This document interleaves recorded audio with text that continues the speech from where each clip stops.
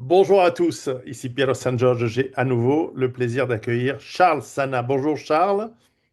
Bonjour Pierrot, bonjour à tous. Charles, dont ton site est le grenier de l'écho. Cette fois-ci, je le sais, je l'ai su juste, c'est juste, C'est exactement ça. avec une lettre d'information extraordinaire à laquelle vous devez vous abonner. Et parce que nous sommes, je crois, des gens humbles, nous devons reconnaître quand nous faisons des erreurs. La dernière fois où nous avions parlé, c'était un peu après le démarrage de cette guerre bizarre qui est une succession de petites guerres du week-end, visiblement. On en reparlera. Et cette guerre dans le Golfe Persique, où nous avions prédit que malheureusement, ça allait amener des conséquences assez graves, notamment sur le prix de l'essence et puis sur le prix de tous les biens et services. Et puis que si ça devait continuer, eh bien, ça allait avoir des conséquences importantes sur l'économie. 3 mois plus tard, la guerre n'est pas terminée, malgré au moins une cinquantaine de traités de cessez-le-feu négociés. Je pense que c'est l'hôtellerie qui marche très bien grâce à ça dans différents endroits du monde, en Pakistan, en Suisse et tout. Mais enfin, on a dû oublier ou on a dû sous-estimer des paramètres ou surestimer d'autres paramètres parce qu'aujourd'hui, l'essence à la pompe est toujours à peu près au même prix. On n'a pas de catastrophe économique, du moins on ne la voit pas encore. Moi, j'ai ma petite idée. Mais je suis là pour t'interviewer. Je te lance cette question. Est-ce qu'on s'est trompé? Et si oui, où et comment? Et quoi et où qu'est-ce? Alors, est-ce qu'on s'est trompé? Manifestement oui. Alors, tu as commencé par dire qu'on était humble. Je ne sais pas si on est humble. En revanche, on va tenter d'être toujours objectif et de se dire la vérité. En tout cas, on ne se cache pas, ni toi ni moi, derrière notre petit doigt. Et d'abord, on aime faire des prévisions. On aime prendre le risque de la prévision. Et quand tu prends le risque de la prévision, bon, c'est très facile de faire de la langue de bois, en fait. Et donc, ni toi ni moi, en tout cas, je vais parler pour moi, mais te connaissant un petit peu, je sais qu'il y a de fortes chances que tu confirmes. Mais moi, je suis, si tu veux, j'ai aucun problème avec ce que la majorité des gens appellent l'échec et qui vivent très mal. Donc moi, je fais des analyses. Je fais des analyses par rapport aux éléments dont je dispose à un certain moment. Et donc, voilà, j'évoquais le mot vérité. L'une des premières victimes quand il y a une guerre, c'est aussi la vérité. Cette phrase n'étant pas de moi.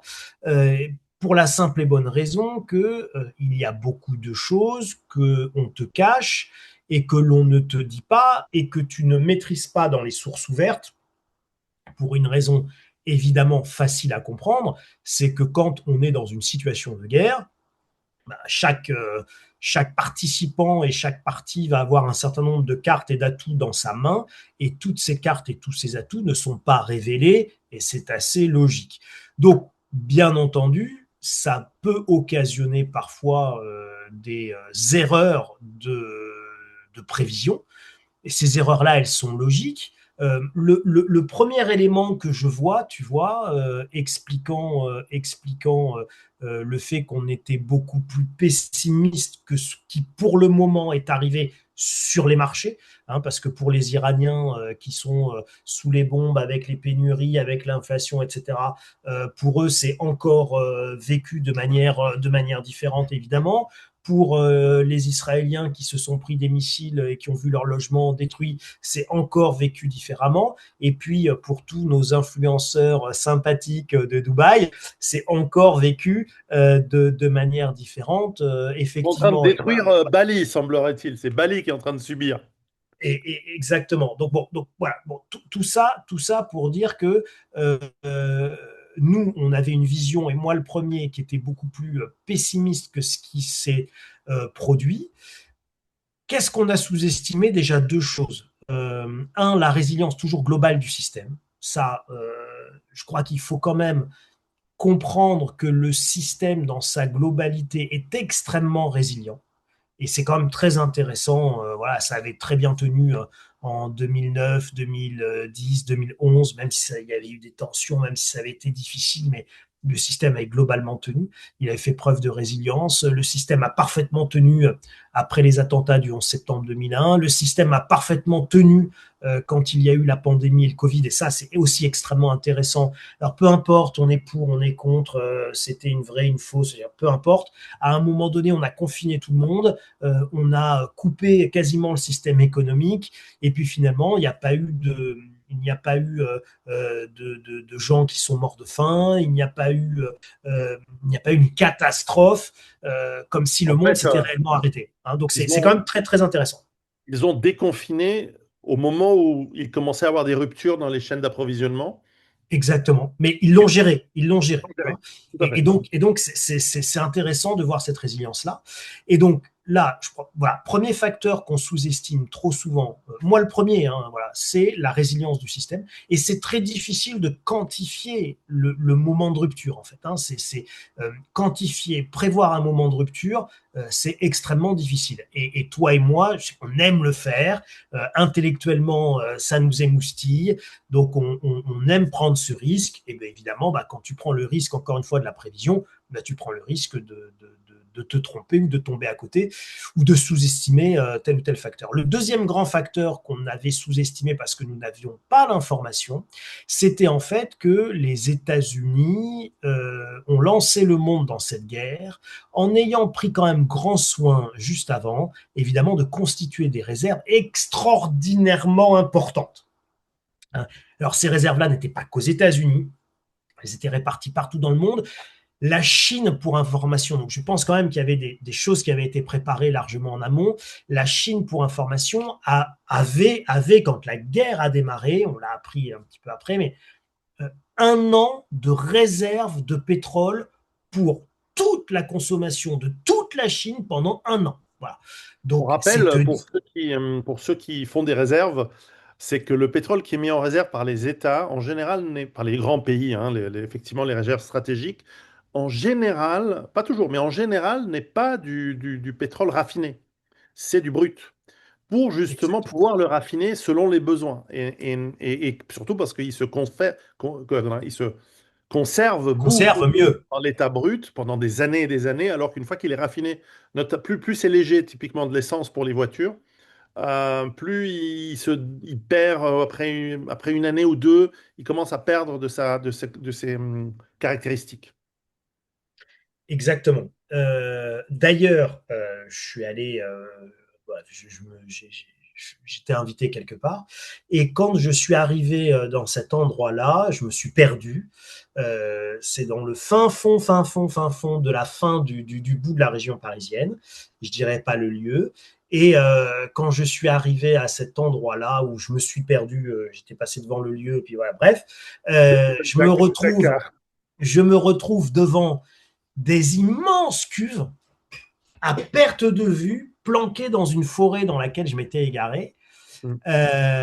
Donc je me suis dit, tiens, je me demande sur quoi je suis tombé, marqué zone militaire, terrain Ouais, militaire, ouais, défense sûr. d'entrée, etc.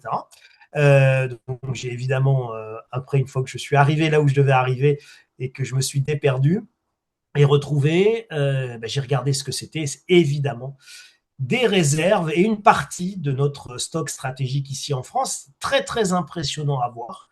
En fait, c'est des installations absolument gigantesques. Voilà. C'est gigantesque. Vraiment, c'est gigantesque.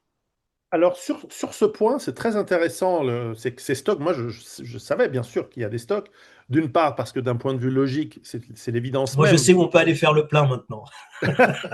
Exactement. Et c'est bien. Mais bon, Et en donc, pétrole brut, c'est pas facile. voilà, après, le diesel, un vieux diesel, ça marche avec pas mal de trucs, hein.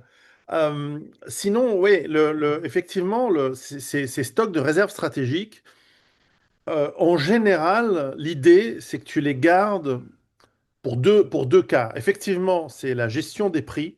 C'est pour émousser un petit peu les chocs trop forts des prix. C'est ce qui a été fait. Mais surtout aussi, tu veux les garder en cas de crise. Et c'est là où toute la notion de crise vient être discutée, puisque c'est une décision éminemment politique. C'est que si tu... Alors, la France, je tiens à préciser, parce que pour avoir vendu des trucs à Total, je connais bien cette société Total qui est une société d'une grande excellence, en tout cas c'est mon avis, je ne sais pas si tu le partages, une grande excellence, Complètement, et, complètement. et Je qui pense que a, c'est une excellente entreprise. ouais, et qui a garanti à ses clients français des prix stables venant de ces nombreux, très nombreux sources d'approvisionnement qu'elle a, notamment en Afrique et en Amérique du Sud. Elle en a aussi au Moyen-Orient, elle en avait aussi en Russie. Mais en tout cas, le pétrole du Nigeria, du Gabon et de l'Angola, trois pays où j'ai beaucoup vendu pour Total, eh bien, il est arrivé régulièrement en France et il n'a pas été vendu en Chine parce que la Chine achetait à prix fort, probablement pour éviter d'utiliser trop ses réserves stratégiques.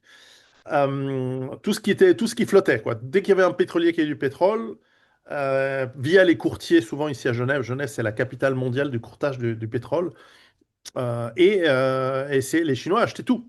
Et donc Total a refusé de vendre au plus offrant et a garanti à ses clients, c'est-à-dire c'est les différentes, in fine, ce sont les stations de pétrole qui sont souvent des franchises à travers le pays. Et puis il faut savoir que Total peut approvisionner d'autres marques, hein. C'est assez complexe, hein, mais tu peux avoir une station BP ou je sais pas, Shell qui en fait a du pétrole qui a été amené par un camion Total, qui a été vendu par Total et qui vient d'un gisement exploité par Total en Angola. C'est pas un truc propriétaire vertical, c'est très mouvant. Et puis ils ont des deals entre eux. Et Total a gardé des prix bas et ça a été un atout, notamment pour la France, d'avoir une société avec finalement un sens patriotique. On peut dire ça comme ça? Alors, alors non, on ne peut pas dire ça comme ça. Dans le monde dans lequel nous sommes, nous ne disons pas un sens patriotique, nous disons que Total a exercé sa responsabilité sociale d'entreprise dans le cadre de sa mission, et donc Total a fait preuve de RSE. Voilà comment tu dis les choses de manière politiquement correcte. Pierrot, va falloir que je te fasse quelques petits cours de, C'est de, pour bien- ça que je pourrais plus jamais revenir dans le monde de de l'entreprise, visiblement. bien-pensance politique. Hmm. Hein, parce que les parties prenantes ont décidé d'eux. Voilà. Bon, non, allez, je persiflais un peu et je faisais de la taquinerie, mais plus sérieusement, bien sûr, en fait, là, Total a eu un rôle social extrêmement important.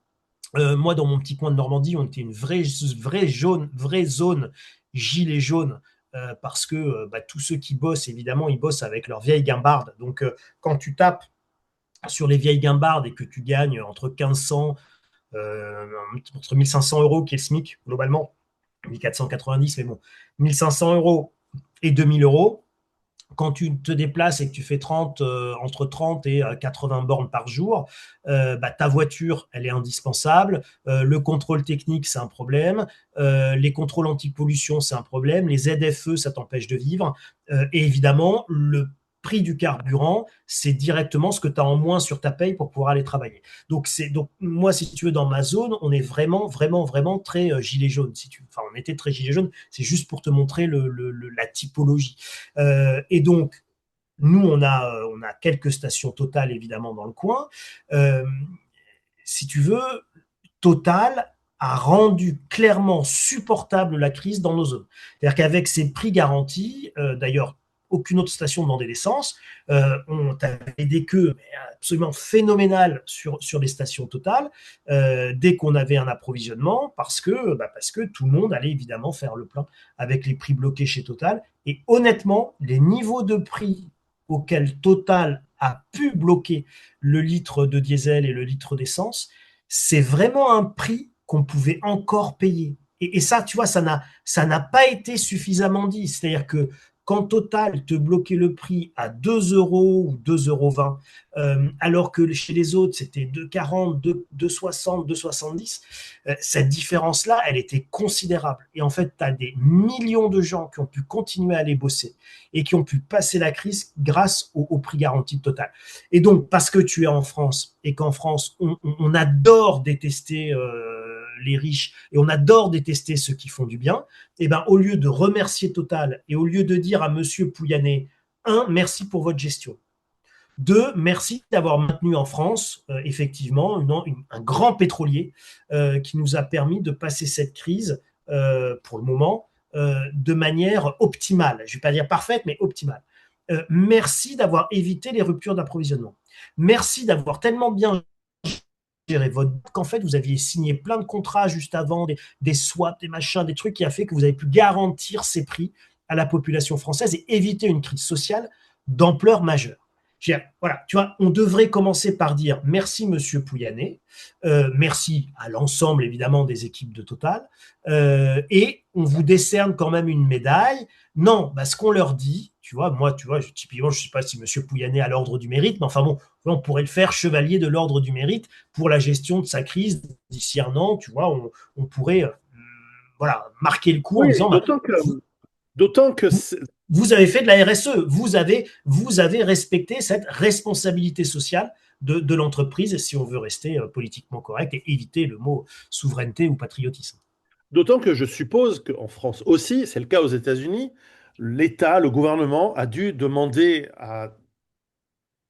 d'une part, d'ailleurs, a dû faire le travail pour lâcher un petit peu des stocks stratégiques, mais qui se sont sacrément réduits, hein. Donc attention, parce que le stock stratégique, maintenant, il faudra le reconstituer si on peut, on verra. Mais aussi, c'est un stock en cas de guerre, en cas de grosse crise, pour notamment l'agriculture et maintenir les flux essentiels.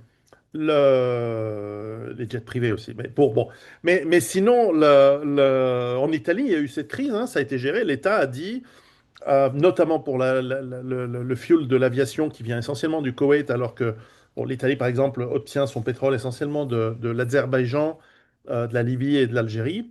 Eh bien, ils ont, pour le jet fuel, là, il y a eu vraiment des choix de stratégie qui n'ont pas amené à beaucoup d'annulations, etc. Donc finalement, on est passé chaud, on a eu chaud, on est passé proche d'une crise, avec le risque que ces stocks stratégiques, ils ont été usés. Les États-Unis ont utilisé un tiers, semblerait-il, de leurs stocks stratégiques, du moins c'est ce qu'on nous dit. Peut-être qu'en réalité, c'est moins. Peut-être qu'il y a plus de stocks Peut-être que c'est stratégiques plus, qu'on en nous dit. fait, on ne sait pas. On Et ne sait ça pas. fait partie justement, tu vois, des informations qu'on ne nous donne pas en source Non. ouverte, Seuls les sur lesquelles on a... manipulateurs des marchés le savent. Exactement. Personnellement, j'ai sous-estimé la volonté d'utiliser ces stocks stratégiques à travers le monde. Et il y a des Oui, mais pays parce que qui ont morflé, hein, le Vietnam, Philippines, même le Japon, ils sont passés proches, ils ont dû acheter beaucoup de pétrole aux États-Unis.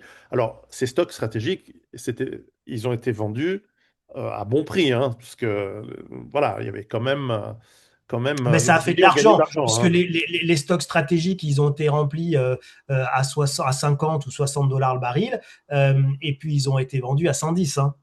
C'est ça. Ils ont été libérés entre 100 et 110. Donc, si tu veux, oui, il y a eu des gros profits pour ceux qui ont libéré les stocks stratégiques, mais moi, je les aurais pas libérés, les stocks stratégiques. Donc, Ah, moi non plus. Mais en même notre, temps, no- si notre, j'étais au pouvoir, je ferais des trucs encore pires. Mais en même ben temps, voilà, oui, je suis pas au pouvoir. mais notre biais, si tu veux, il vient de ça. C'est-à-dire que ni toi ni moi, nous sommes des démagos. Donc, un stock stratégique, soit il est stratégique, soit il est spéculatif. Moi, je suis un homme simple, comme toi, tu es un homme simple. Moi, je suis un Et homme de on est la des pères de campagne, famille. Et on est et des toi, pères tu es de un homme famille. de la montagne, mais c'est un peu C'est pareil. ça. Bon, nous, les mots, ils ont un sens. Donc, si tu me dis que c'est la réserve pour en cas de guerre, ben moi, c'est la réserve pour en cas de guerre. Donc, la réserve pour en cas de guerre, je ne te l'utilise pas si c'est pas la guerre. Si tu me dis c'est la réserve pour quand on a faim, bon, bah, tant que j'ai pas faim, j'ouvre pas la réserve. Et si tu me dis là, tu appuies là, mais c'est que en cas d'urgence s'il y a un incendie, étant bête et discipliné, un homme vraiment très basique et très simple, je n'appuierai là que en cas d'incendie. Bon, voilà. Donc, évidemment, pour moi, un stock stratégique, je ne l'aurais pas libéré. Là, eux, ils ont décidé de spéculer avec le stock stratégique et donc, soit dit en passant, de nous démunir. Mais ça, là aussi, si tu veux, c'est une constante que de nos gouvernants qui adorent jouer les cigales avec l'argent des fourmis. Et c'est vrai que toi et moi, on n'est pas comme ça. Et donc là, par exemple, typiquement, ça illustre un de nos biais de raisonnement ou un de nos biais d'action ou de nos biais d'analyse qui consiste à dire, non, mais un stock stratégique, ça serait complètement stupide de libérer les stocks stratégiques. Et là, s'ils l'ont fait. Bon, et puis alors moi, après, j'ai persévéré dans mon biais sur les stocks stratégiques, hein, Pierrot. Ils disent, bon, on va libérer une deuxième tranche. J'imagine, non, non, c'est pas possible qu'ils libèrent une deuxième tranche, parce que s'ils libèrent une deuxième tranche, à un moment donné, ton stock stratégique, il ressemble plus à rien, il est plus stratégique du tout. Hein. Bon, et si demain les Russes ils attaquent et machin, hein, puisqu'on nous dit les Russes vont attaquer, bon, si demain les Russes vont attaquer, vu qu'on n'a pas encore des chars électriques qu'on peut recharger sur les superchargeurs de Tesla, il va falloir à un moment donné mettre du pétrole dedans si on veut faire la guerre contre les Russes. Donc voilà. Donc, si tu veux, pour moi, descendre sous sous un certain niveau de stock stratégique, voilà, c'était dangereux. Mais eux, ça leur a pas posé, a priori, particulièrement de problème. Oui, d'autant Donc, que, espérons qu'ils aient pris la bonne décision. Hein. je vais avancer un peu sur notre propos avant de revenir à ce qu'on est en train de dire.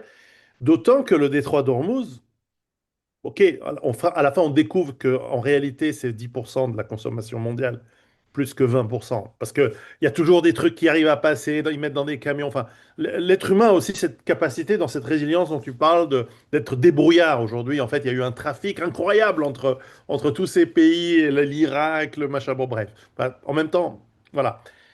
Eh bien, Sans oublier la levée des sanctions américaines contre le pétrole russe. oui, oui, il y a eu pas mal il y a eu pas mal de trucs il y a eu pas mal de shift, comme on dit, de mouvements très intéressants. Mais bon, ces 10 millions de barils qui manquent quand même, en fait, ils manquent toujours. C'est-à-dire qu'on enregistre aujourd'hui le 1er juillet, on diffusera ceci dans quelques jours. Le détroit d'Ormuz, en fait, il est toujours fermé. Et il y a très, très peu de Essentiellement. trucs qui passent, ouais. Donc on n'est pas sorti du pétrin. Donc la nécessité d'une réserve stratégique, d'abord, on ne peut pas les reconstituer. La nécessité et ce qui amène d'ailleurs le questionnement, mais on en parlera après si tu veux, de la manipulation des prix, parce qu'en réalité, euh, les marchés sont censés équitation, sont l'endroit où on définit les joueurs importants et capables de les manipuler à l'envie. C'est plus un marché, c'est autre chose. C'est autre chose, c'est une autre entité, c'est un truc bizarre. Parce que pendant cette crise, on a vu des prix monter assez haut, même parfois, enfin assez haut, relativement haut par rapport à avant la guerre, enfin avant le début de la guerre. Mais les vrais prix, du gré à gré, ici à Genève, je sais chez les traders de pétrole, on achetait des pétroliers, on les revendait plusieurs fois sur leur trajet entre le moment où ils partaient, je sais pas, du Gabon, de l'Angola ou du Brésil pour arriver à Shanghai in fine. Et il y a eu des prix à 200, 250 dollars, alors que les prix officiels du marché n'ont jamais dépassé les 120. Donc il y a un dysfonctionnement du marché sur plein de domaines. Enfin bon, je referme cette parenthèse, on en reparlera peut-être après. Donc tu disais, voilà, on n'est pas des prophètes, ça c'est important de le dire. On essaie de faire des analyses basées sur des faits, avec des hypothèses, et Ah, mais, parfois des gens. ah, Ce mais qui est Il y a eu complètement. beaucoup de commentaires sur notre vidéo qui disaient alors, 2 mois après, où est-ce qu'on en est, etc. Moi, j'entends ces commentaires. D'abord, je les apprécie parce que j'aime bien qu'on me titille et j'aime bien qu'on me montre là où, entre guillemets, j'ai fait faux.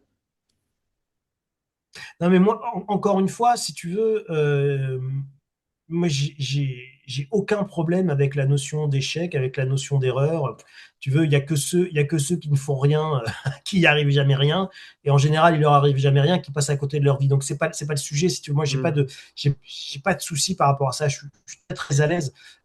Quand tu fais une analyse, forcément, ton analyse, elle a, et c'est intéressant ça de l'évoquer avec ceux qui nous écoutent, ton analyse, elle a forcément des biais. C'est tes biais personnels. J'ai évoqué un de nos biais qui est par exemple sur la réserve stratégique, le fait de dire bah non, une réserve stratégique c'est stratégique donc il ne faut pas l'utiliser. Donc forcément, ça va induire des biais. Si tu penses qu'ils vont pas l'utiliser, bah tu penses que les prix vont aller plus haut qu'ils ne vont aller puisqu'ils vont l'utiliser, ce qui va faire baisser les prix. Donc ça, tu vois, c'est par exemple un premier biais qui va avoir un effet évident sur tes prévisions. Tu as le biais, tu peux avoir un biais alors, je ne vais pas dire de pessimisme, parce que là, c'était pas un sujet, c'était un biais de culture, en fait. C'est-à-dire que Mhm. toi et moi, c'était des sujets sur lesquels on avait déjà travaillé. C'était évidemment des scénarios qu'on avait déjà largement plus qu'envisagés, puisqu'en fait, ce scénario du blocage du détroit d'Ormuz, il a été joué et rejoué dans les jeux de guerre par à peu près tous les états-majors de la planète. Donc, ça, c'est nous, pour nous, c'était déjà modélisé. Et donc, on savait ce que ça devait entraîner. Et donc, le biais là, qui est un biais de culture et de connaissances, il vient du fait que toi, tu as accumulé des jeux de données sur de tels types de scénarios. Et donc, évidemment, naturellement, tu ressors ton jeu de données, ça a été modélisé, boum, boum, boum, ça va nous coûter à peu près, tu le connais déjà par cœur, en fait.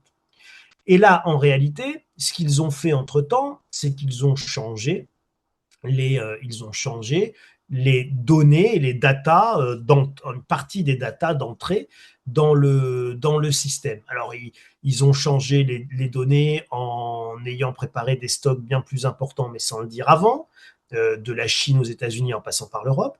Ils avaient donc la guerre a été clairement préparée, hein, et elle s'est préparée en plus globalement en plus d'un an, puisqu'en fait, il y avait eu d'abord l'opération Rising Lion, hein, il y avait l'année dernière, et un an après, tu as eu cette deuxième réplique ou deuxième phase de la même guerre qui fait suite, évidemment, aux attaques du 7 octobre en Israël. Donc là encore, aucun jugement, c'est juste là, on Oui, essaye oui, d'être tout à factuel. fait. Et donc, si tu veux, la première phase de l'opération, qui était l'opération Rising Lion, euh, elle va viser à tester les défenses iraniennes, à tester la riposte iranienne, à tester les contre-mesures, etc. Bon, on arrive, hop, hop, hop, on arrête au bout de 10 jours de guerre, on arrête pour mieux évidemment recommencer un an après. Et je subodore qu'il y aura sans doute une troisième étape, hein, à cette guerre, puisque l'objectif, c'est bien l'annihilation de la capacité militaire iranienne. Donc, voilà, tout ça, c'est des grands, grands jeux de mensonges, etc. Mais ils avaient changé les datas, ils avaient changé les données, et ils avaient évidemment remodélisé avec une nouvelle stratégie tout le jeu de guerre en essayant, bien entendu, de mettre des contre-mesures là-dedans, jusqu'aux nouveaux drones américains qui sont la copie améliorée des Shahed iraniens. Bon. Donc, C'est vrai pour bleu. hein, donc c'est quand même voilà, et qui ont été utilisés contre l'Iran par les États-Unis. Donc voilà, on est vraiment dans quelque chose de très évolutif par rapport à finalement les modélisations que nous avions.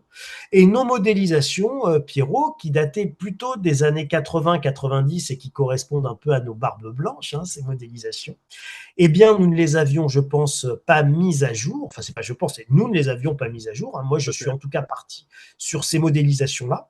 Et ces modélisations-là, elles se sont avérées erronées parce que, encore une fois, certaines datas d'entrée n'étaient plus les bonnes. Euh, et nous n'avions pas la possibilité d'ailleurs de les changer ou de les mettre à jour puisque nous ne les avions pas et nous les avons eu a posteriori et nous commençons en fait juste aujourd'hui à comprendre pourquoi il y avait un certain nombre de choses qu'on n'avait pas pu comprendre. Voilà. Donc Ouais, c'est passionnant de toute manière. C'est ce qu'on appelle le retex, c'est le retour d'expérience. Donc moi, si tu exactement. veux, je suis hyper à l'aise encore une fois sur ces sujets-là parce que ce retex, ce retour d'expérience, il est fondamental pour pouvoir améliorer tes prévisions futures. Donc en fait, c'est un travail auquel toi et moi, on s'adonne systématiquement, Ouais. quel que soit le sujet, quelle que soit la thématique. Là, tu fais quelque chose, que ce soit un investissement, que ce soit le choix d'une action en bourse, que ce soit un placement immobilier, que ce soit tes cultures dans ton potager. Tiens, j'ai fait ça, c'est le principe de l'essai-erreur.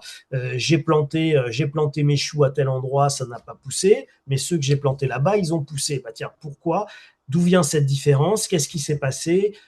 Et comment je peux l'année prochaine faire pousser deux rangées et pas qu'une seule qui réussisse. Bon, voilà. Donc, tout ça, si tu veux, quel que soit le sujet, cette notion de retour d'expérience sur ce qui n'a pas fonctionné comme on le souhaitait, c'est essentiel. Et moi, si tu veux, j'ai commencé par dire j'étais très à l'aise avec l'échec parce qu'en réalité, je n'échoue jamais.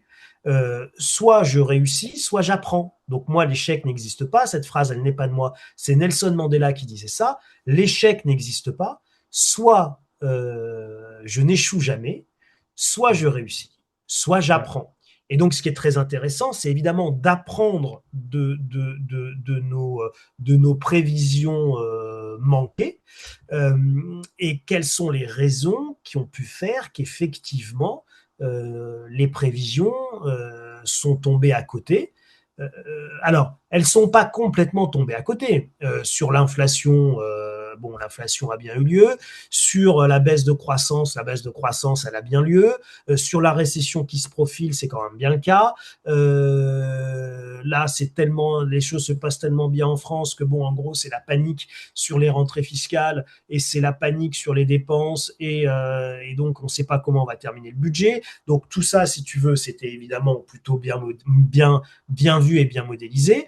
Là où c'est effectivement moins bien vu et nettement moins bien modélisé, c'est sur les pénuries qui ne sont pas là. Hein, objectivement, elles ne sont pas là. On a eu un très fort. Alors moi, j'avais fait des gros calculs économétriques et si tu veux, j'étais arrivé au fait que pour faire baisser, bon, on a dit, on a 20% de pétrole en moins.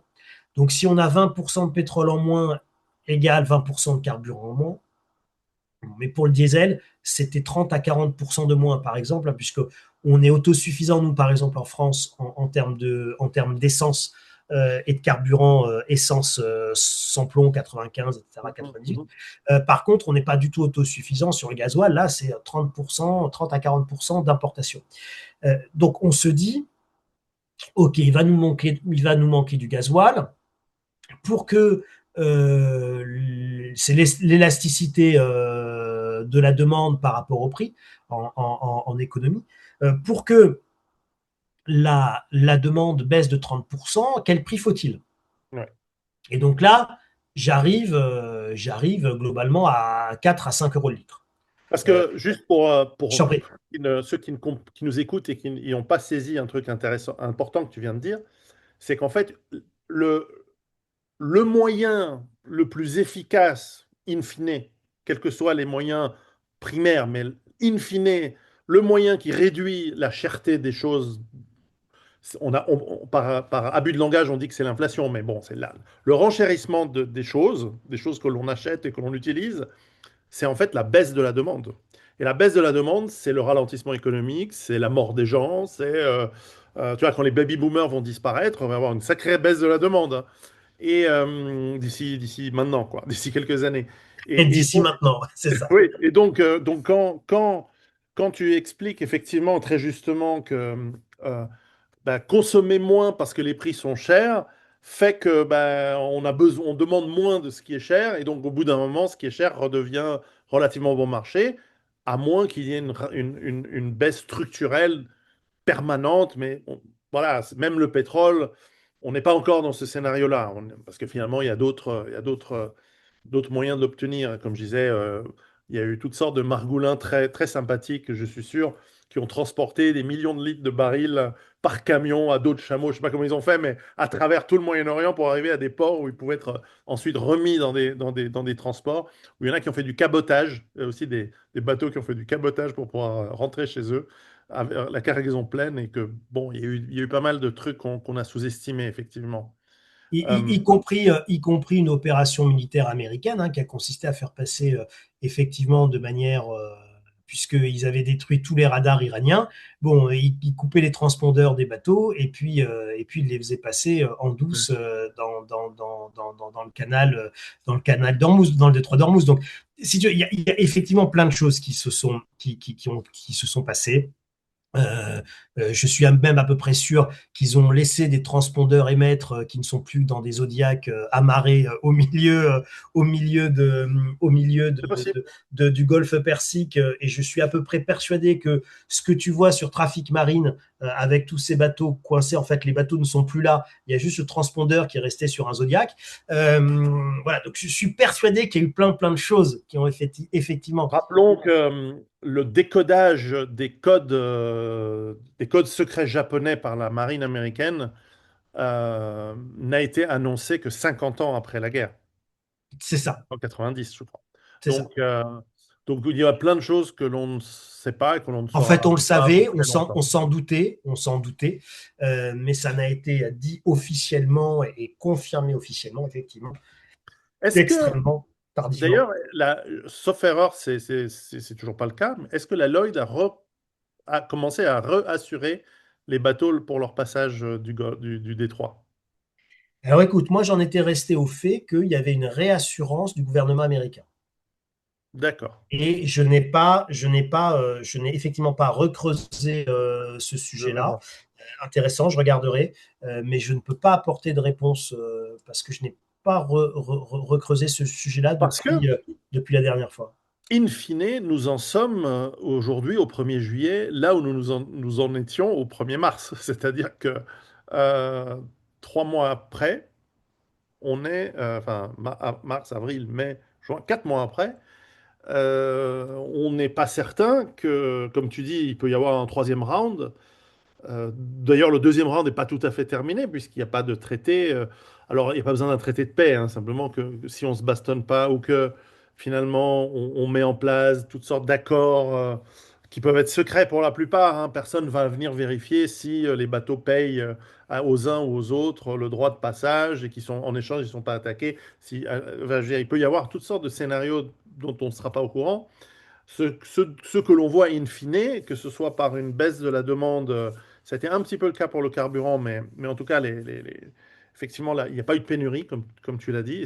Et par ailleurs, je voulais juste dire un truc aussi, je pense qu'on est d'accord sur ce point, quand on fait une prévision qui est plutôt mauvaise, hein, on n'est pas en train de se dire je vais jouir de plaisir de que ça arrive et que les gens souffrent et que les gens se trouvent mal et que j'ai envie j'ai ce plaisir ce malin plaisir d'être un oiseau de mauvais augure. Non, notre travail c'est d'essayer de coller au plus près de la réalité dans nos prévisions. On n'est ni prophète ni on a Non, du mais plaisir à imaginer ouais, mais quelque chose de négatif. c'est aussi, alors tu as entièrement raison, hein. En fait, quand ça se passe bien, on est quand même, nous, très contents. Il ne faut pas oublier que tous ceux qui nous écoutent ne doivent pas oublier que nous avons des femmes, des enfants, Mais oui, voilà, et qu'on est très, très, très heureux quand les choses se passent bien. Que soit dit en passant, si tu veux. une femme, hein, pas des femmes. Bah, Non, je une disais femme à la fois, des hein. pour toi et moi, mais Parce une que femme à la fois, nous avons des le principes. budget femme, il part vite. Fais attention à ce que tu dis, ça va être pris pour du machisme et du patriarcat des années 90. Donc, non, donc, si tu veux, nous, on est effectivement très heureux quand les choses se passent bien. Je préfère acheter des boîtes de conserve au supermarché plutôt que de passer des heures carrées dans mon potager. La terre étant basse, la chaleur étant chaude et faire des boîtes de conserve n'étant pas facile. Donc, voilà, je préfère aller faire les courses plutôt que de devoir gérer moi-même la capacité à m'alimenter. Je préfère avoir accès aux soins plutôt que de me recoudre moi-même le bobo. Enfin, tu vois, donc il y a plein de choses, si tu veux. Je suis très, très, très heureux quand les choses se passent bien. Et puis, je préfère utiliser ma voiture plutôt que de tirer ma brouette à la main sur 27 km. Donc, si tu veux, je suis très, très, très heureux à titre personnel quand les choses vont bien et toi aussi. Ceci étant dit, je voulais juste revenir rapidement sur cette notion de demande. La demande a considérablement baissé. Donc moi, je pensais que pour avoir 30% de demande en moins, il faudrait des prix à aller à 3,50 € le litre de carburant. En fait, non, hein, à 2,40 € ça a suffi pour effectivement faire s'effondrer la demande de carburant.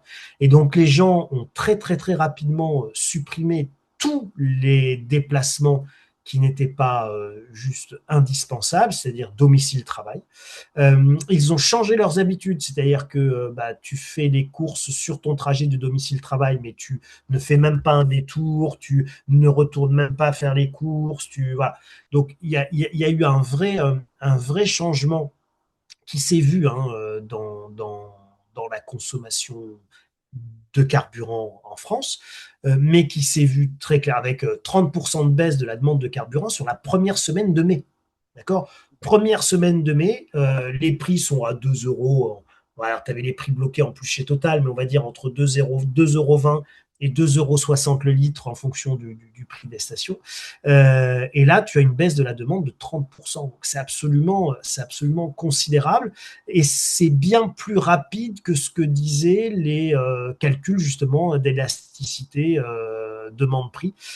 Donc très, très intéressant. La demande a baissé beaucoup plus vite que, que ce que je pensais, que ce que j'avais modélisé mathématiquement parlant. Deuxième élément, alors tu baisses effectivement par la demande, hein, bon, tu baisses aussi par l'ersatz, hein, c'est-à-dire par quelle est l'alternative. Et donc l'alternative, la première alternative à quelque chose qui te manque, c'est déjà de faire 100. Est-ce que tu peux faire 100? Et donc là, ça veut dire sans faire de déplacement, c'est-à-dire sans consommer. Ensuite, tous ceux qui devaient refaire le plein de leur cuve à fuel parce que c'était la fin de l'hiver, bon, bah, ils ont attendu. Donc, si tu veux, baisse de la demande, etc. etc. La deuxième manière de remplacer, c'est pas de remplacer en faisant sans, c'est de remplacer en faisant avec quelque chose d'autre. Et donc, évidemment, c'est l'accélération de l'électrification sur les modes de transport. Et donc, de toute manière, tendanciellement, le transport voiture va petit à petit s'éroder sous sa forme de consommation de carburant fossile pour migrer progressivement vers de l'électrique. Pareil dans mon petit coin de Normandie, qu'on pourrait estimer plutôt retardataire parce que gilet jaune, nous sommes les plus gros consommateurs de petits véhicules électriques parce que d'abord, souvent, les familles ont deux voitures, une grosse et une petite, un premier et un deuxième, que souvent les deux dans le couple travaillent en voiture. Donc celui qui fait le moins de kilomètres prend généralement la plus grosse des voitures, celui qui fait le plus de kilomètres la plus petite. Enfin voilà, tout ça est très très rationnel d'un point de vue de l'économie contrainte d'un ménage. Et bien souvent, maintenant, la deuxième petite voiture est remplacée par une voiturette électrique. Et quand je dis la voiturette électrique, c'est par exemple la Dacia Spring qui a 150 ou 200 km d'autonomie, mais qui est largement suffisant pour faire ton trajet domicile-travail. Donc nous, ici, en fait, on est fan dans ma petite, des petites voitures électriques qui ne sont pas très chères, qui sont maintenant accessibles en leasing social et qui effectivement permettent aux gens d'assurer leur déplacement domicile-travail, domicile jusqu'à la gare, domicile jusqu'à l'usine, etc., sur des faibles kilométrages. Et donc, ce n'est pas la voiture avec laquelle effectivement tu partiras en vacances, mais c'est la voiture qui va te permettre de faire des courses et c'est la voiture qui va te permettre d'aller chez le médecin et c'est la voiture qui va te permettre évidemment d'aller travailler. Donc ça, tout ça, c'est en train d'évoluer rapidement, considérablement, et ça va évidemment avoir un impact sur la demande, et ça fait partie des alternatives qui sont évidemment possibles pour contribuer, en tout cas, à faire baisser la demande, et donc, comme tu le disais, in fine, le prix. Ensuite, tu as parlé des shifts, hein, donc de tous ces reroutages, de toutes ces modifications qui ont été faites. Et donc, nous avons assisté vraiment à un réagencement majeur et massif de la géopolitique et de la géographie de distribution du pétrole dans le monde. On a réautorisé le pétrole russe. Alors nous, en Europe, nous ne l'achetons pas hein, parce qu'on a des principes. Donc en fait, c'est le pétrole russe est acheté par les Indiens qui le revendent aux Européens, made in India. Donc comme ça, on a acheté notre indulgence. Hein, et donc nous sommes heureux, ça nous coûte 40% de plus, mais ce n'est pas grave, nous sommes très riches. Donc La différence n'est pas perdue pour tout le monde. non, non, ça c'est sûr. Ça c'est sûr. Donc voilà, donc entre Bon, je rappelle d'ailleurs que dans cette préparation de la guerre, mais ça, on l'avait évoqué et on l'avait vu, ça faisait partie des choses qu'on avait tout à fait bien analysées. Lorsqu'on avait parlé du Venezuela en disant que être allé chercher Maduro, avoir repris le brut vénézuélien avant la guerre, qu'on pouvait mélanger, faire des cocktails savants, comme tu disais Pierrot, me semble-t-il, Oui. la dernière fois, avec le brut américain Exact. qui a besoin de la légèreté. Je crois que c'est l'américain qui est très lourd, le vénézuélien qui est très léger. Enfin, tu me corrigeras ou l'inverse, je sais C'est plus. l'inverse, mais peu Voilà, c'est importe. l'inverse. Voilà, bon, bref, et ils ont besoin de mélanger les deux pour obtenir le truc qui va bien. Euh, bon, voilà, tout ça, évidemment, ça avait été prémédité, ça avait été préparé. Euh, il ne fallait pas imaginer un seul instant que les états-majors, notamment l'état-major américain et les anglo-saxons, qui sont des gens particulièrement retors quand on touche à leur défense nationale, est très cynique. Il ne fallait pas imaginer un seul instant qu'ils allaient attendre que l'Iran bloque le détroit d'Ormuz et que le reste du monde continue de pleurer et de couiner et qu'ils allaient regarder ça sans rien faire et sans rien avoir préparé. Simplement, nous, on ne savait pas ce qu'ils avaient préparé, on ne savait pas dans quelle ampleur ils l'avaient préparé, et on ne sait toujours pas tout, d'ailleurs, de ce qu'ils ont préparé et de ce qu'ils ont en réserve dans leur besace. Alors, on ne le sait pas du côté américain, on ne le sait pas plus du côté israélien, et évidemment, encore moins du côté iranien, qui eux aussi n'ont pas attendu les vieilles simulations des années 80 et 90 et de ce qui était arrivé à l'armée de Saddam Hussein, qui était une grosse armée en termes de nombre de chars, mais une toute petite armée en termes d'efficacité par rapport au rouleau compresseur américain. Bon, toutes ces leçons-là, elles ont été tirées. Les drones ont permis une guerre complètement hybride et alternative face à ces armées ultra dominantes et ultra technologiques. Donc tout ça, là, on est dans un moment de refonte Ouais. militaire qui rend la guerre très compliquée aujourd'hui pour les Iraniens comme pour les Américains. Et alors pour nous, c'est très compliqué évidemment aussi du coup à modéliser et encore plus difficile de faire des prévisions qui soient des prévisions avec un degré de certitude important ou absolu. Et donc voilà, ça aussi, je crois que c'est un autre élément qui explique la difficulté aujourd'hui de faire des prévisions, c'est le changement même de Ouais. nature de la guerre telle que nous l'avons connue. Alors, premier exemple et première grosse alerte, si tu veux, intellectuelle, c'est évidemment tout ce qui s'est passé en Ukraine et qui se passe toujours en Ukraine, avec l'armée russe qui a énormément de mal, évidemment, à progresser de manière rapide, sans perte, facile, etc. Hein, l'armée russe qui Oui, était c'est vrai. C'est vrai. bon, 20 fois l'armée ukrainienne.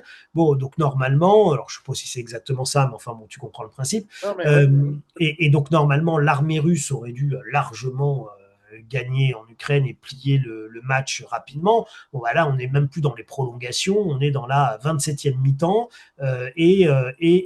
bah, même le Donbass n'est pas entièrement repris. Quoi. Bon.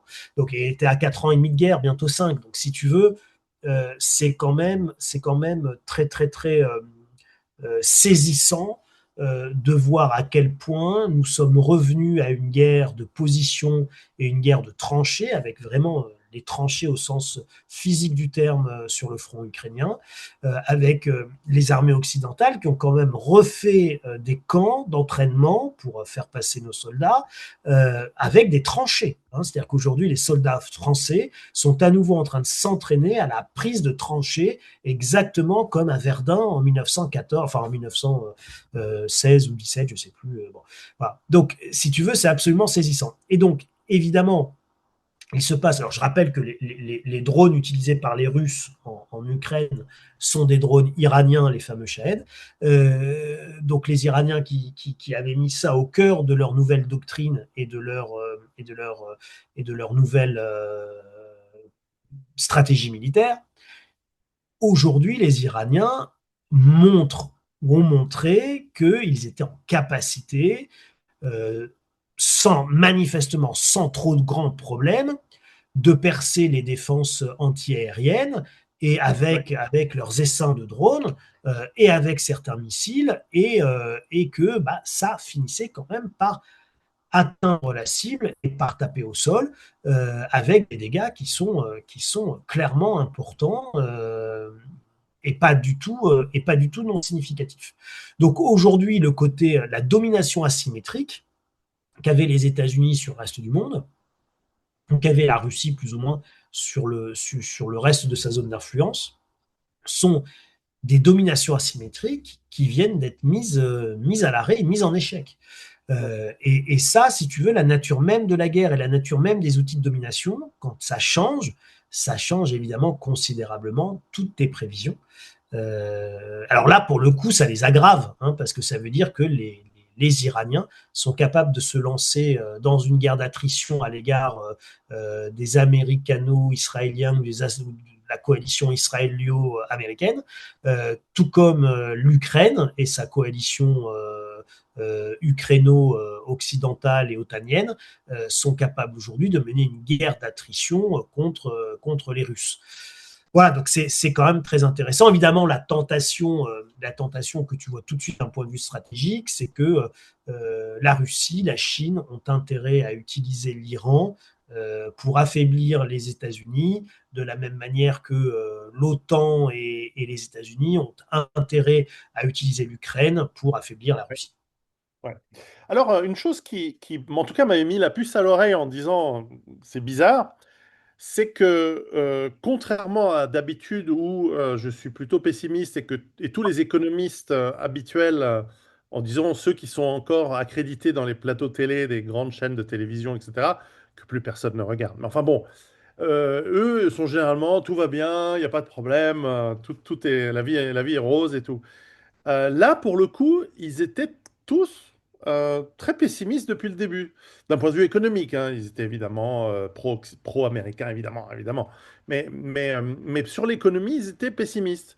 Et à un moment, je me dis, c'est pas normal qu'on soit d'accord, qu'ils soient d'accord, enfin, qu'on soit sur la même prévision. Est-ce que toi aussi, tu as eu ce petit moment de bizarrerie? J'ai eu De... ce petit moment de bizarrerie que j'explique bah, là aussi par le fait que ça avait été modélisé 100 fois et qu'en fait, je pense qu'on est collectivement, si on Ouais, parle de ceux qui savaient, on est collectivement tombé effectivement je dirais, dans ce piège de ce qu'on avait modélisé 1000 fois et qu'on pensait connaître par ouais, cœur. ouais, Hein. ouais, Et là, je crois qu'en fait, euh, ce biais qui était un peu un biais de certitude, ouais, euh, on l'avait fait, on connaissait tellement ce scénario euh, qu'on a appliqué nos réflexes, je ne vais pas dire de manière bête, mais sans distanciation. C'est-à-dire que on a pris, tu sais, t'as un classeur avec les plans en fonction des différents scénarios. Et là, si tu veux, ouais, on a pris le classeur, allez, blocage du détroit d'Ormuz, on a sorti notre truc. Alors voilà tout ce qui va se passer, les gars. Hein, parce que bon, là, ça fait 30 ans qu'on fait le truc. Donc ouais, voilà tout ouais. ce qui va se passer. Voilà, on avait déjà fait le boulot, quoi. Bon. Et il nous a manqué la petite mise à jour et le recul nécessaire sur la mise à jour, encore une fois, et puis les infos nécessaires qu'on n'a pas sur Ouais, bien évidemment sûr. cette mise à jour. Mais voilà, mais maintenant ça va mieux. On a mieux compris ce qui était en train de se passer. Mais c'est ça l'idée. Alors pour terminer, on va persister dans notre travail, dans notre exercice. Justement, le Détroit est toujours pas vraiment ouvert. On est dans une sorte de pause étrange où on voit que souvent le vendredi soir, le samedi matin, en gros, après la fermeture des marchés de la semaine, ça lance deux, trois missiles, deux, trois trucs. Pour ensuite annoncer le dimanche soir. Non, non, mais vous en faites pas, on va avoir on va reprendre les pourparlers cette semaine. Rassurez-vous, tout va bien. Le lundi matin, les marchés remontent. Euh, voilà, enfin, la bulle Internet, enfin, c'est encore, ça ressemble pas à la bulle de 2000, enfin des années 80, de dot-com. C'est pas du tout la même chose. Mais enfin bref, on a des valorisations de certains titres, pas tous, mais de certains titres qui sont juste hallucinante en termes de nombre d'années de profit. Bref, on est dans une situation qui est unique. Moi, ça ressemble à pas. J'ai eu beau regarder, je suis allé voir les crises de 1907, 1929, 1987. Et à la limite, c'est encore 87 qui ressemble. Mais même, voilà. Ok. Quelles seraient tes prédictions pour les 3 prochains mois? Alors, quel va être l'été chaud? Quelle est la chaleur de l'été chaud qu'on va avoir? Eh bien, écoute, je ne sais pas. Ce que je vois, c'est qu'effectivement, cette guerre en Iran, enfin avec l'Iran ou contre l'Iran, elle n'est pas terminée. Je pense qu'il ne faut pas sous-estimer la volonté des Américains et des Israéliens à mettre l'Iran au pas. Ça ne se passe pas forcément comme prévu pour eux. En face, ils ont un grand peuple, des grands stratèges aussi, et des gens qui avaient réfléchi et préparé un certain nombre de coups pendables contre leurs adversaires. De l'autre côté, on n'a pas des amateurs du tout, hein, parce que ce soit les Ah non, Israéliens non. ou les Américains, c'est pas du tout des amateurs, il ne faut pas du tout les sous-estimer non plus. Il y a un immense cynisme, et puis encore une fois, euh, une volonté de faire, notamment des Israéliens, évidemment, de ne Ils ont pas des être. paramètres difficiles, hein. C'est ça le. Je suis d'accord avec toi. Parce que souvent on se dit, mais c'est quoi ces trucs débiles qu'ils font? Puis après on se dit, non, non, ils sont pas débiles. Ils ont Non, juste. non, Le monde a changé pour eux aussi. La capacité industrielle des États-Unis n'est pas celle que nous, toi et moi, on a connue. Alors on parle même pas de quand on était gamin, mais qu'on a connue quand on était beau et jeune dans les années 90. esvelte, Pierrot, Exact, esvelte. exactement. Et, et donc, eux aussi, on se rend compte que bah, ils n'arrivent pas à produire de quoi faire tempête du désert. Enfin, voilà, c'est plus possible. Il y a plus aussi peut-être le personnel au niveau du terrain qui est en nombre suffisant ou en compétences suffisantes, les deux facteurs se combinant. On a vu qu'ils ont voilà, des matériels qui est très coûteux, et là où ils en ont beaucoup, bah, ils se rendent compte que c'est obsolète, c'est-à-dire qu'un même un porte-avions, ça peut couler, donc ils préfèrent ne pas trop l'engager trop proche. Enfin bref, donc à la fin, on revient, comme tu disais, effectivement, à de la copie du drone qui est en fait un truc à 150 000 balles ou 15 000 balles, je sais pas, un truc voilà, qui fait le boulot. Mais voilà, faut-il ensuite avoir les usines? Alors là, récemment, signal faible, Trump qui dit j'aimerais bien que l'industrie automobile réfléchisse à se convertir à fabriquer de l'armement. Ça, c'est un signal super intéressant quand on connaît l'histoire de la Deuxième Guerre mondiale, hein. Les États-Unis, ils en ont produit du bordel, du machin pendant la Deuxième Guerre mondiale. Et passer de fabriquer de la Cadillac à de la Jeep, c'est pas un truc simple industriellement, et ils l'ont fait super bien. Et donc, voilà, il y a des remises en question dans ces deux pays avec des gens intelligents. Encore une fois, la question, comme tu dis, c'est pas d'être politiquement correct ou incorrect. On n'aime pas, c'est pas notre boulot. Mais clairement, il y a des gens très intelligents qui sont. Après, là, le politique, il décide, hein, ça, on lui force la main. Mais en tout cas, eux aussi font avec des paramètres qui sont pas omnipuissants. Omnipotents, c'est le terme en français, pardon. Et qui ne le sont plus en tout cas. C'est-à-dire qu'encore une fois, cette capacité de domination sans partage aujourd'hui, elle est clairement mise en échec par notamment évidemment la guerre des drones.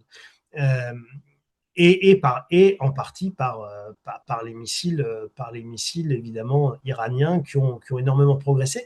Ce qui est assez saisissant, si tu vois bien, c'est la progression scientifique partout dans le monde. C'est-à-dire qu'avant, là où que quelques armées étaient capables d'avoir des missiles balistiques, globalement, aujourd'hui, quasiment tout le monde est capable de le produire. Et je ne vais pas dire que toi et moi, quasiment demain, on pourrait produire un missile balistique dans notre jardin, mais pas si loin que ça.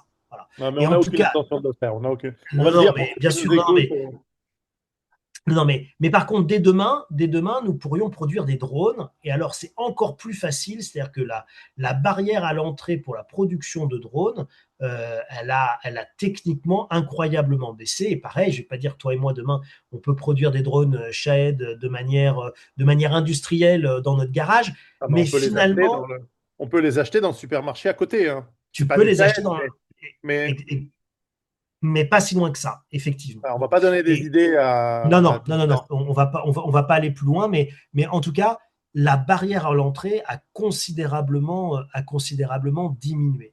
Euh, moyens de protection contre ces drones n'ont pas suivi pour le moment. très difficiles. Voilà, il y a beaucoup de gens en train de travailler dessus, mais ça n'a pas suivi pour le moment. Et alors, je ne sais pas si tu as vu ça, je crois que c'est l'armée sud-coréenne qui a aligné je ne sais pas combien de Gatling qui tire je ne sais pas combien de coups à la seconde. C'est Euh, 1500, 1000, non, c'est 3000 coups minutes et ils ont un réservoir de 1500 coups. voilà, bon, J'ai et vérifié. ils Ça ont fait très aligné, cher. ouais, en plus, ils ont aligné je sais plus combien de Gatling sur un essaim de drone fixe, hein, donc il était dans le ciel, il bougeait pas, et donc tu vois tous ces Gatling tirés, donc c'est un mur de mitraille qui est envoyé là-dedans, et tu vois à quel point, en fait, il y a peu de drones qui tombent, en fait.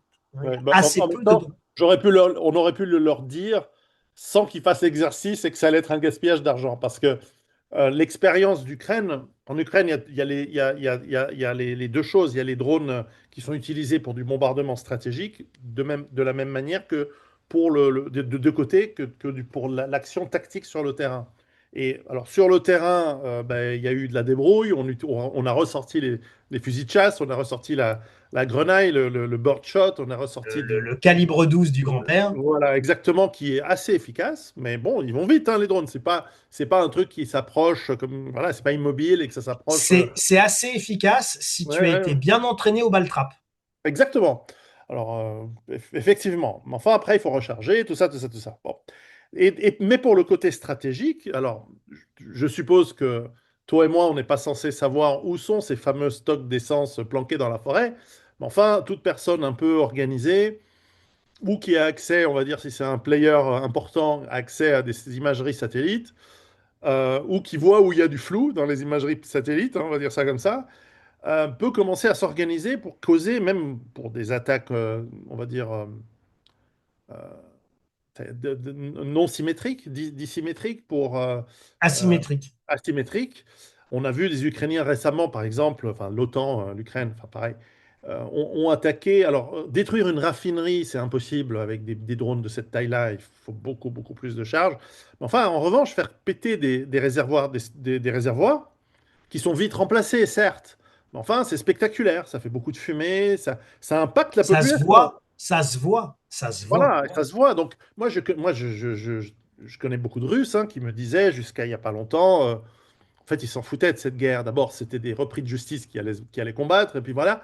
Et là, tout d'un coup, ils me disent, ah, tout d'un coup, bah, il y a un petit peu moins d'essence dans les stations-service parce que bah, le temps qu'ils reconstruisent le réservoir et que ça se redistribue et que justement l'économie s'adapte, bah, ça prend un certain temps. Donc il y a des petites pénuries, mais quand même, ça se remarque. Et puis ils voient ces grands panaches de fumée. Tu sais comment va l'imagination? Gros panache de fumée, ça veut dire gros dégâts. En réalité, Ben non. Mais, évidemment, mais dans la tête ouais, des gens, c'est mais bien c'est quoi ce sûr, bordel? mais Alors bien les Russes sûr. étant des Slaves, eux, c'est bon, putain, quand est-ce qu'on tape plus fort? Mais quelque part, moi, ça me fait pas plaisir. J'ai rien contre les Ukrainiens, mais ils vont s'en prendre encore plus plein la gueule. Et peut-être inversement aussi. Donc voilà, des trucs pas chers euh, pourraient causer ce genre de problème chez nous aussi. Parce toi, tu me parlais de stocks dans la forêt, mais il y a des stocks qui sont pas dans la forêt, au vu et au su de tout le monde dans les villes. Je dis Lyon, Genève, Bâle. Voilà, des gens mal intentionnés. Là, on donne pas des idées parce que ça, c'est un truc qui est quand même l'enfance de l'art. Voilà, j'espère que nos militaires réfléchissent et qu'ils sont pas une ou deux guerres en retard ce coup-ci, comme d'habitude. Donc, j'espère qu'ils Alors moi, réfléchissent je très fort, pense en très fort à ça. réalité qu'on est quand même deux guerres en retard, notamment dans la protection d'un certain nombre de sites plus ou moins sensibles.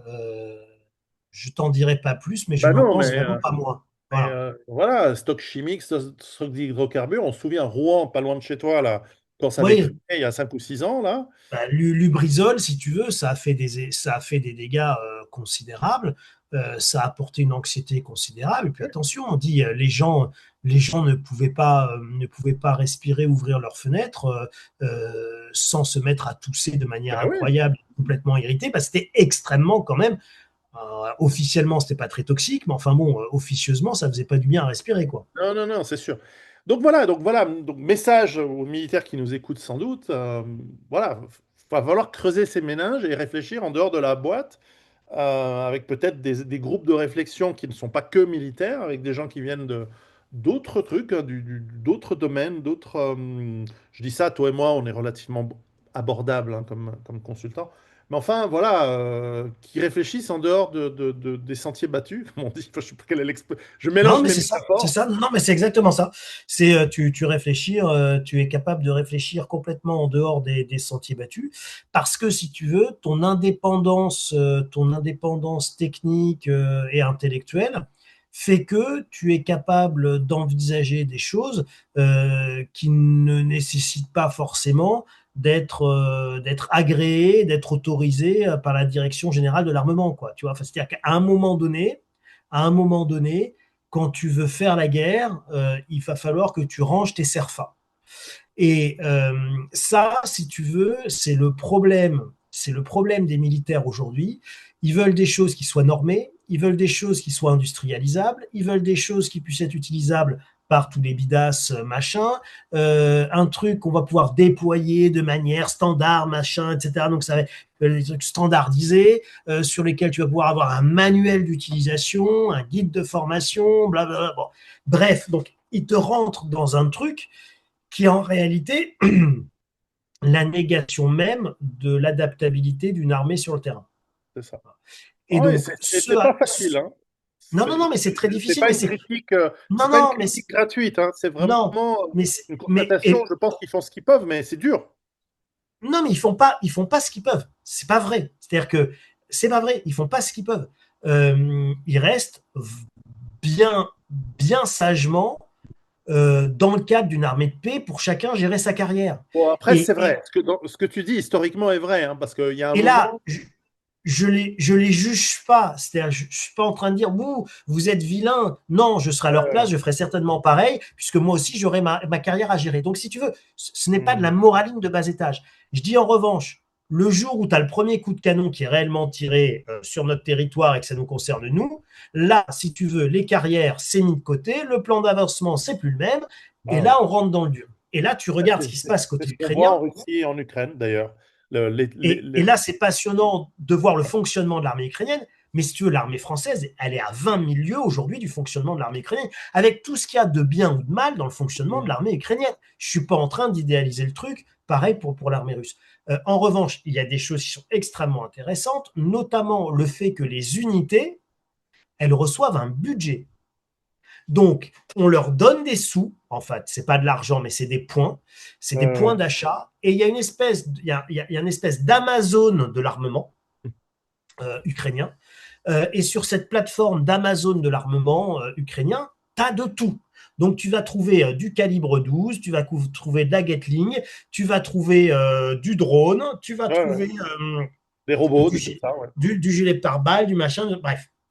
Donc tu vas trouver pléthore d'équipements, et toi, l'unité sur le terrain, avec ton budget, tu te constitues ce qui te semble être le plus efficace dans ton quotidien, puisque toi, en fait, comme tu te fais tirer dessus tous les jours, le truc qui marche pas, Ah oui.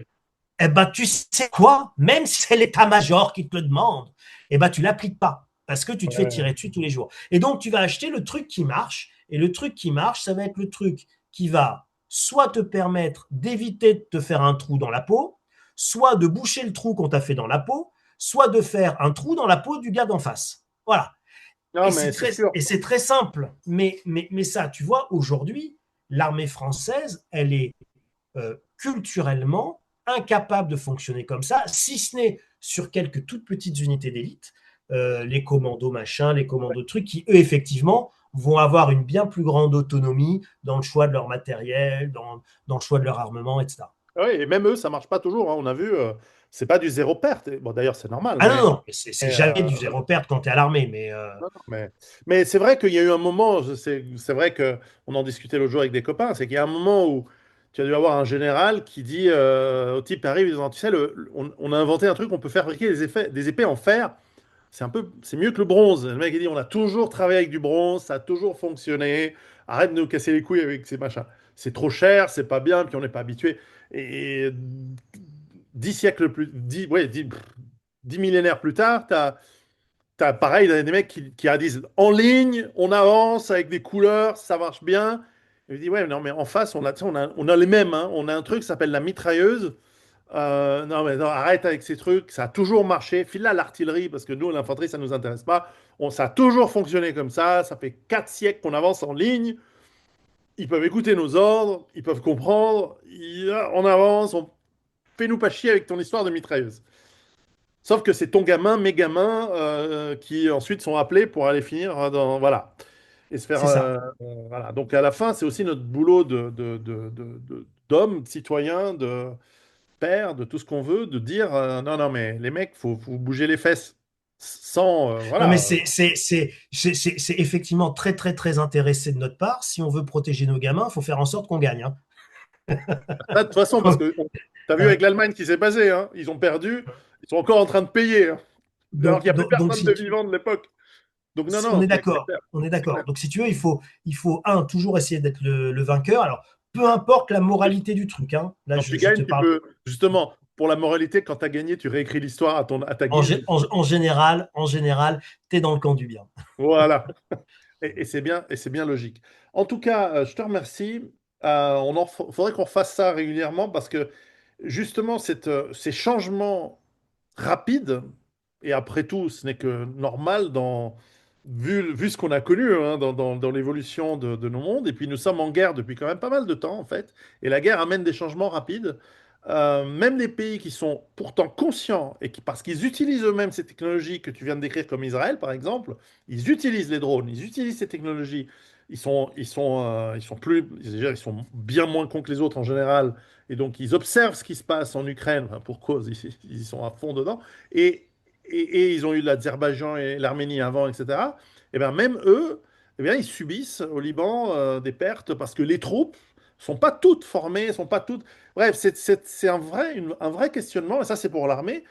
Mais je pense qu'on a militarisé les marchés financiers. Ça sera peut-être le thème euh, de notre prochaine vidéo, à moins qu'on ait financiarisé les guerres. Enfin, si tu vois ce que je veux dire, si tu vois où je veux en venir, c'est Je vois, à un moment, ça s'imbrique. là, c'est complètement imbriqué. Ouais. Et si tu tires le fil, tu avais évoqué la bulle de l'IA en creux il y a quelques minutes. Évidemment, la bulle de l'IA, c'est avant tout un outil militaire. Et je rappelle que beaucoup de choses aujourd'hui sont planifiées avec l'IA et que énormément des nouveaux armements vont pouvoir être rendus opérationnels uniquement grâce à un recours à l'IA. Je pense notamment, là on a peut-être un problème de... On s'est retrouvé. Voilà. Ouais, c'est bon. C'est bon. Oui, si tu veux, je pense qu'il y a beaucoup de, notamment les essaims de drones ou les drones autonomes ou ce genre de choses. Tout ça ne peut fonctionner qu'avec de l'IA. Donc l'IA aujourd'hui, elle est militarisée. Tu as une bulle de l'IA, mais c'est une bulle militarisée. Tu as également une bulle de l'espace. Voilà, SpaceX qui a été introduit en bourse. On connaît tous Starlink, mais on connaît nettement moins le Starlink par Elon Musk et par SpaceX, qui est le Starlink militaire, Bien sûr. qui évidemment est dans le ciel et qui existe, et qui est l'une des grandes sources de financement de, de SpaceX et de Starlink, et qui est également une assurance too big to fail pour SpaceX. Donc Absolument. aujourd'hui, SpaceX est devenu stratégique pour les États-Unis Je d'Amérique. ne sais pas si Donc ça vaut la valorisation que ça a, mais contrairement à la bulle des dot-com de février-mars 2000, ça vaut quelque chose, ce qu'ils ont fait. mais ça vaut quelque chose parce que derrière, tu as des vrais actifs. Ouais. Tu as des vrais actifs qui d'abord génèrent de l'argent. Alors Starlink, ça rapporte 4 milliards de dollars de bénéfices. Hein. Donc si tu veux, Voilà. c'est très rentable, Starlink. Après, évidemment, au total, SpaceX perd de l'argent parce qu'en plus, Elon Musk a mis tous les trucs qui coûtaient de l'argent dedans. Mais euh, globalement, si tu veux, je pense que ça ne vaut pas du tout ce que ça vaut aujourd'hui. J'en avais fait Mais d'ailleurs un demain, dossier sur ma lettre de bourse en disant est-ce qu'il faut acheter SpaceX? Je vous donne la réponse oui, mais surtout pas maintenant. Mais ouais, ouais, parce qu'il ne faut voilà, pas oublier un truc, mais c'est que bah, je veux dire, le potentiel est gigantesque, parce que là, c'est the sky is the limit, littéralement. ah ben Et non, non, c'est même pas le Sky, hein, puisqu'en fait, il ouais, va percer le Sky, il veut aller sur c'est Mars. ça. Donc, Ouais, c'est ça. c'est... Et que celui qui a le terrain en termes militaires en plus, l'analogie est totalement voulue. euh, Comment on dit le high ground? Quand tu tiens les hauteurs, tu as un sacré avantage sur celui qui est en bas, hein. Et là, bah, plus haut, il n'y a pas, quoi. Donc celui qui maîtrisera et qui militarisera, et ça a été bien décrit dans des livres de science-fiction. Robert Heinlein en a parlé, etc. Si tu deviens la puissance qui tient l'orbite, on va dire, et au-dessus, bah, tu domines le monde, hein. Et il n'y a personne qui move, C'est toi. ça. Parce que Ça, tu dis, ça. toi là-bas, boum. Toi là-bas, t'es pas content, boum. Et bref, donc potentiellement, après, Amazon, pendant longtemps, elle n'a pas gagné d'argent, hein. Et aujourd'hui, essaie de monter une librairie pour voir comment c'est fun de perdre de l'argent. Donc, tu vois, il y a un truc, une librairie ou autre. Il y a, bref, ce serait le thème d'une autre discussion, peut-être après l'été. Mais tu vois que les gens, Amazon, je rappelle, hein, Jeff Bezos, 1994-1995, d'accord? Ouais, je m'en souviens bien. Euh, Nous sommes en 2000, enfin 2025 est passé, ça a plus de 30 ans. Et je pense que c'est important de rappeler ça, c'est que bien souvent, les gens pensent que les Américains sont court-termistes. Alors, non, les Américains ne sont Et pas l'économie de court-termistes. marché, c'est l'économie de marché qui permet ça. Moi, je crois. Ben oui, Plus ben que les oui. Américains en soi. C'est quand tu es libéral, quand tu as la liberté d'entreprendre. Alors, je m'en souviens très très bien en 94-15 parce que j'avais failli m'intéresser à investir dedans. Finalement, j'avais investi dans eBay il y a longtemps et je me suis pris une belle montée, une belle descente. Mais tu pouvais pas savoir si c'était Amazon qui allait, parce qu'un nom à la con comme Amazon, t'en sais rien. Ça aurait pu être pets.com ou van.com ou je sais pas quoi. Sauf qu'Amazon est là et pas les autres.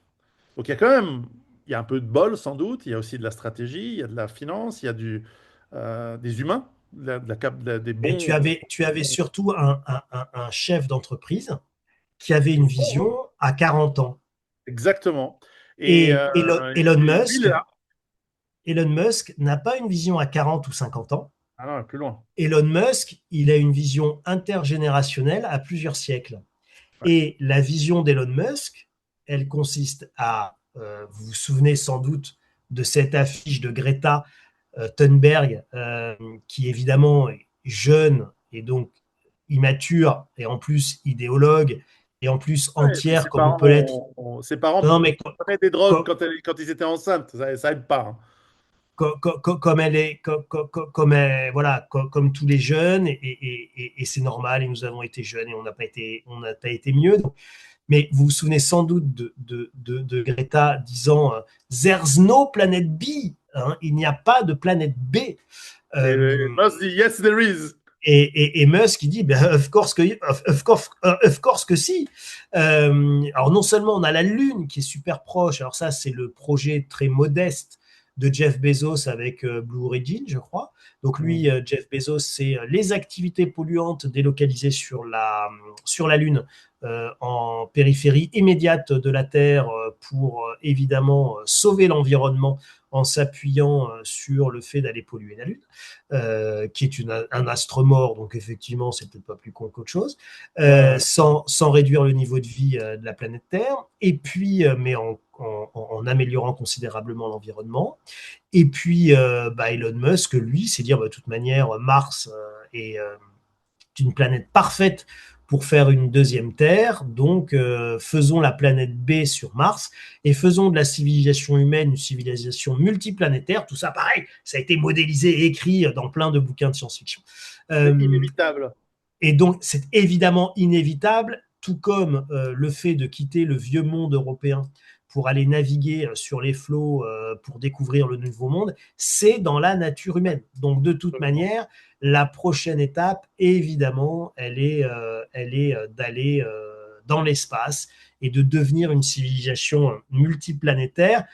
N'en déplaise à tous nos gentils écologistes qui pensent qu'il n'y a pas de planète B et qu'on est contraint et forcé au malthusianisme et à tout s'euthanasier et à se priver de climatisation pour sauver Gaïa, la Voilà, planète mère. j'allais le dire. On Mais va les laisser sans clim je fêter la pense, victoire des équipes africaines à la Coupe du Monde. voilà, mais je pense que ça va pas tout à fait se passer comme ça. La sélection naturelle est une salope. Oui, en tout cas, C'est comme le karma. c'est une réalité et une constante de l'histoire humaine qui est Ouais, souvent bien sûr. tragique. Ah non, mais c'est Voilà. inévitable. C'est inévitable. à long terme, même, tu vois, moi, je suis un peu connu, ceux qui sont arrivés jusque-là, après 1 heure et quelques, ils savent que moi, je donne l'impression de dire, ah, ça va s'effondrer, etc. Non, mais peut-être, moi, je crois. Mais après, ça va être bien. Enfin, et si c'est pas dans 10 ans, enfin, 10 ans après que ça se plante, ce sera bien. C'est peut-être 2 siècles après que ce sera bien. Ce sera mieux même, beaucoup mieux. L'être humain, il est performatif, hein, à long terme. Parce que même quand il y a des chutes, genre le Moyen Âge, enfin la chute de Rome en tout cas, on retombe sur nos pattes au bout d'un moment, on reconstruit petit à petit ou des fois rapidement, etc. Alors tu vas me dire, les Aztèques sont plus là. Ouais, voilà, la sélection naturelle, quand tu bâtis une civilisation sur le sacrifice humain, je dis ça. Je dis rien. Suivez mon regard, pas proche de nous. Et au bout d'un moment, t'as un mec qui vient, il va te latter la gueule, quoi, forcément, parce que voilà. Donc, mais après, voilà, on va construire des trucs mieux et ça. Bref, moi, je suis ultra positif. Je suis presque muskien à long terme. À court terme, voilà, moi, voilà, c'est là où j'essaie de bosser. C'est pour ça que j'adore interviewer des gens de ton calibre et ça m'a fait plaisir. Et je te donne rendez-vous à la rentrée, alors. Avec grand plaisir, Pierrot. Rappelez-vous, les liens pour l'aide d'information de Charles sont sous le descriptif. Et j'espère que tu auras bientôt la clim sur ton grenier. À très bientôt. À bientôt. Salut Pierrot, au Salut. revoir à tous.